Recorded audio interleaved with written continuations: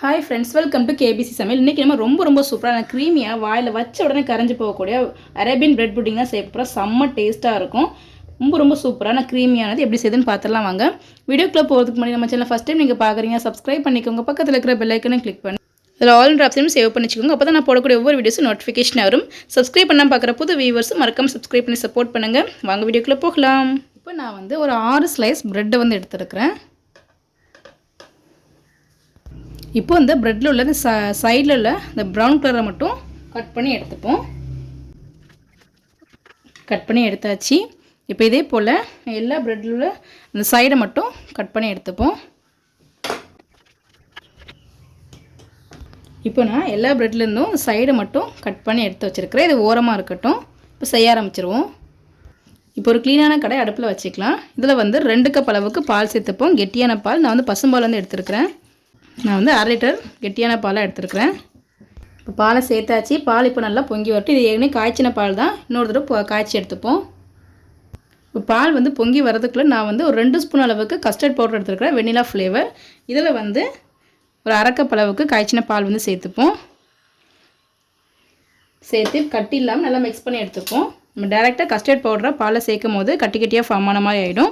இந்த மாதிரி நம்ம சேர்த்து ஃபஸ்ட்டு மிக்ஸ் பண்ணி சேர்க்கும் போது கட்டி விழாது. நீங்கள் உங்கள்கிட்ட பால் இல்லைன்னா தண்ணியில் கூட மிக்ஸ் பண்ணிக்கலாம். நான் பாலில் சேர்த்து மிக்ஸ் பண்ணும்போது டேஸ்ட் இனிமேல் ரொம்ப சூப்பராக இருக்கும். நல்லா கட்டி இல்லாமல் கரைச்சி விட்டாச்சு. இப்போ இது ஓரமாக இருக்கட்டும். பாலும் நல்லா பொங்கி வரட்டும். இப்போ பால் நல்லா கொதித்து பொங்கி வந்துட்டு இப்போ ஸ்டவ் லோ ஃப்ளேமில் வச்சுப்போம். சரி, இப்போ கரைச்சி வச்சுருக்க கஸ்டர்ட் பவுடரை நல்லா மிக்ஸ் பண்ணிப்போம். ஏன்னா அடியில் தங்கியிருக்கும்.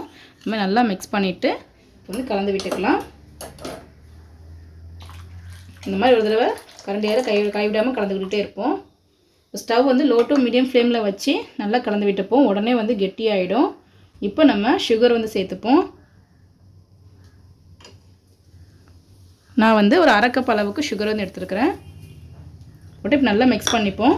ஸ்டவ் கம்ப்ளீட்டாக லோ ஃப்ளேம்லேயே இருக்கட்டும். பாருங்கள், ஒரு 5 நிமிஷம் தான் ஆயிருக்கு. நல்லாவே கெட்டியாகிருக்கு. இது கன்சிஸ்டன்சியை பார்த்தாலே தெரியும், நல்லா கெட்டியாகிருக்கு. இது இப்படி லோ ஃப்ளேம்லேயே இருக்கட்டும். இப்போ அடுத்த ஸ்டெப் செஞ்சுருவோம். க்ளீனான மிக்ஸி ஜார் எடுத்துக்கலாம். இதில் நான் ஃப்ரெஷ் க்ரீம் எடுத்துருக்கிறேன். இப்போ இதை சேர்த்துக்கலாம். உங்கள்கிட்ட ஃப்ரெஷ் க்ரீம் இல்லை அப்படின்னா பால் ஆடையை கூட கொஞ்சம் ஸ்டோர் பண்ணி வச்சுட்டு அதை கூட யூஸ் பண்ணிக்கோங்க. அதை இதை சேர்த்துருவோம். எந்த அளவுக்கு க்ரீமியாக இருக்குது பாருங்கள். ரொம்ப சேர்க்க தேவையில்லை. ஒரு 1/4 கப் அளவுக்கு ஃப்ரெஷ் க்ரீம் சேர்த்துப்போம். கூடவே மில்க் மேட் சேர்த்துக்கலாம். ரொம்ப இனிப்பு சேர்க்க தேவையில்லை. நம்ம ஏற்கனவே கஸ்டர்ட் மில்க் இனிப்பு சேர்த்துருக்குறோம். ஸோ ஒரு 1/4 இனிப்பு இருந்தால் போதும். இதை ஒரு ஸ்பூனில் ஒரு விஸ்க் வச்சு நல்லா பீட் பண்ணிப்போம். நல்லா ரெண்டும் சேர்ந்து நல்லா க்ரீமியாக வரணும். அந்தளவுக்கு பீட் பண்ணிக்கலாம். பாருங்கள், இந்தளவுக்கு நல்லா ஒரு க்ரீமியாக வந்திருக்கு. கூடவே கொஞ்சமாக பால் சேர்த்துக்கலாம். காய்ச்சின பால் ஒரு 1/4 கப்புக்கும் குறைவாக தான் சேர்த்துருக்குறேன். இப்போ அதையும் சேர்த்து நல்லா மிக்ஸ் பண்ணிப்போம். கட்டி எதுவுமே இல்லாமல் ஒன்றா க்ரீமியாக வரணும். அந்தளவுக்கு கலந்து விட்டுப்போம். நம்ம இந்த மாதிரி ஃப்ரெஷ் க்ரீம் சேர்த்து செய்கிறதுனால டேஸ்ட் நல்லா ரிச்சாக க்ரீமியாக இருக்கும். டேஸ்ட் ரொம்ப சூப்பராக இருக்கும். இந்தளவுக்கு கன்சிஸ்டன்சியில் இருக்கணும். ரொம்பவும் கெட்டியாக க்ரீமியாக இருக்கக்கூடாது, ரொம்பவும் லிக்யூடியாகவும் இருக்கக்கூடாது. இந்தளவுக்கு இருக்கணும். இந்த கன்சிஸ்டன்சியை பார்த்துக்கோங்க. இந்த அளவுக்கு இருக்கணும். இது ஒரு பர்ஃபெக்டான ஒரு கன்சிஸ்டன்சி. இது இருக்கட்டும். பாருங்கள், கஸ்டர்ட் மில்க்கும் நல்லா திக்காக க்ரீமியாக வந்திருக்கு. பார்த்தாலே நல்லா டிஃப்ரென்ஸ் தெரியும். ஸ்டவ் லோ ஃப்ளேம்லேயே தான் வச்சு செஞ்சுருக்கிறேன். ஒரு 10 நிமிஷம் தான் ஆகிருக்கும். நல்லாவே கெட்டியாக இருக்குது. இப்போ நம்ம ஸ்டவ் ஆஃப் பண்ணிவிடுவோம். இது ஒரு 5 நிமிஷத்துக்கு நல்லா ஆறட்டும். ரொம்ப ஆற விட்டுற வேண்டாம். ஒரு 5 நிமிஷத்துக்கு மட்டும் ஆறட்டும். இன்னும் கொஞ்சம் கெட்டியாகி வரும். இப்போ நான் இந்த மாதிரி ஒரு கண்ணாடி ட்ரை எடுத்துருக்கிறேன், சதுரமாக இருக்கிற மாதிரி. நீங்கள் இந்த மாதிரி ஷேப்பில் இருக்கிற மாதிரி எந்த பவுலும் எடுத்துக்கலாம்.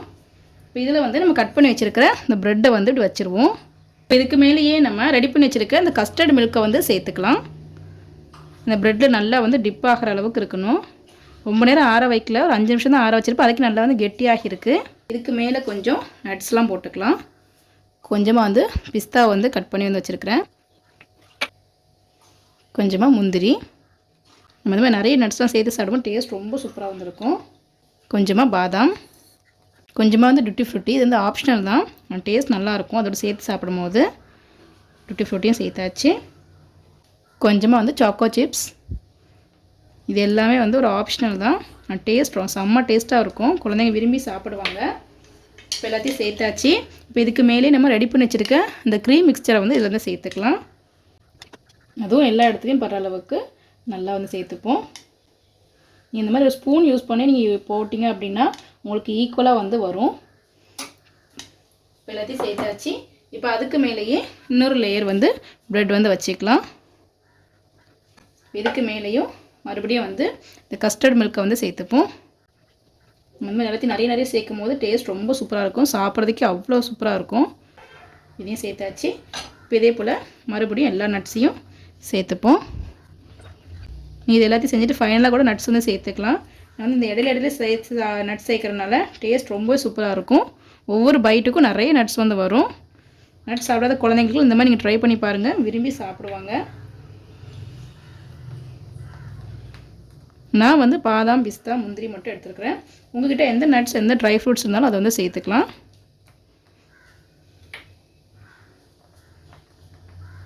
நான் எல்லாமே வந்து கொஞ்சம் எக்ஸ்ட்ரா வந்து சேர்த்துக்கிறேன். மறுபடியும் அதுக்கு மேலேயே இந்த ஃப்ரெஷ் க்ரீம் வந்து சேர்த்துக்கலாம். ப்ரெட்டை வந்து வச்சுக்கலாம். இப்போ எல்லாத்தையும் சேர்த்தாச்சு. இப்போ இதை வந்து மூடிடுவோம். ஒரு 2 hours வந்து ஃப்ரிட்ஜில் வந்து எடுத்துப்போம். ஃப்ரீசரில் வந்து வைக்க வேண்டாம், ஃப்ரிட்ஜில் மட்டும் வச்சா போதும். 2 மணி நேரம் கழித்து வந்து பார்க்கலாம். ஒரு 2 மணி நேரம் ஆயிடுச்சு. 2 மணி நேரம் ஃப்ரிட்ஜில் வச்சு எடுத்துட்டேன். இப்போ ஓப்பன் பண்ணி பார்க்கலாம். இப்போ ரொம்ப சூப்பரான க்ரீமியான ப்ரெட் புட்டிங் ரெடி ஆகிடுச்சு. இப்போ எடுத்து வச்சுருவோம்.